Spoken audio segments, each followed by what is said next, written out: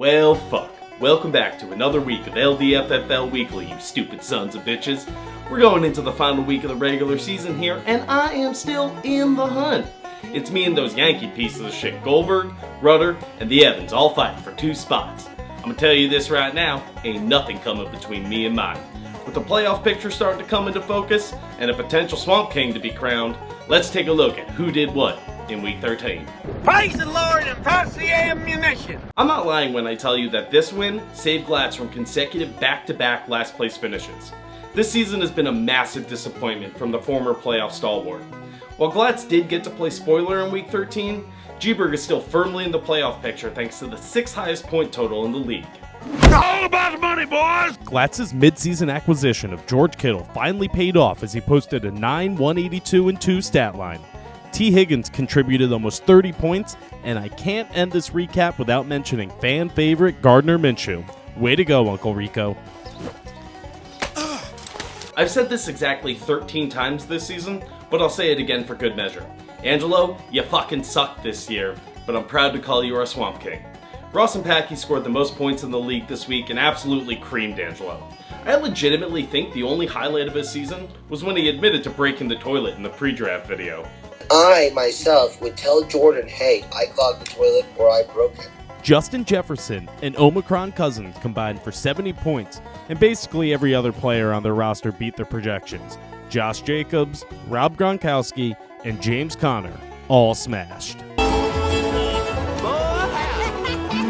Money Mike came through this week with a massive W that not only secured him 3rd place going into the final week of the regular season, but effectively ended any hope that Pinky and the Brain have of returning to the playoffs. While not out of the woods yet, Money Mike has a matchup with this motherfucker in week 13. Why aren't the brakes working? Because I cut the brakes! Wild card, bitches! Yeah! The Javonte Williams coming out party was the highlight for Money Mike, while 30 points from Matthew Stafford and Deontay Johnson delivered him the 2nd highest point total on the week. Def Leppard sucks! Jordan fucked me this week, plain and simple. In a matchup that had serious ramifications on playoff seeding, Jordan couldn't find a way to make things easier for me as he picked up the L by 2 measly fucking points. The Evans still hold on to 5th place but are in a must-win situation, while Jordan will need to beat out Weiss for the number 1 overall seed. Kick his ass, Seabass! Tom Brady led the Evans with 44 points, and Jonathan Taylor kept things rolling to the tune of 143 yards and 2 touchdowns. Hot damn! Our matchup of the week features my 2nd showdown of the season with Weiss after I won our week 4 matchup by 0.73 points. Well, I guess Weiss is the kind of guy that has the common courtesy to give you a reach around because he returned the favor this week and won by 0.79 points. Not only did this loss prevent me from clinching a playoff berth, it moves me down into 6th place and out of the playoffs due to my 7th overall point total. Fuck. That's too damn bad! Here's the long and short of it.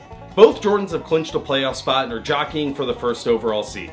Seeds 3 through 5 are currently occupied by Mancy, Ross, and the Evans, but a win for me this week will no doubt fuck things up for all 3 teams and bump them down a seed.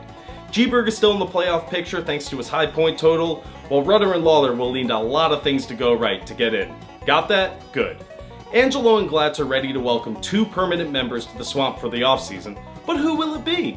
Tune in next week to find out, and remember, if you're gonna be a dick, be a little dick.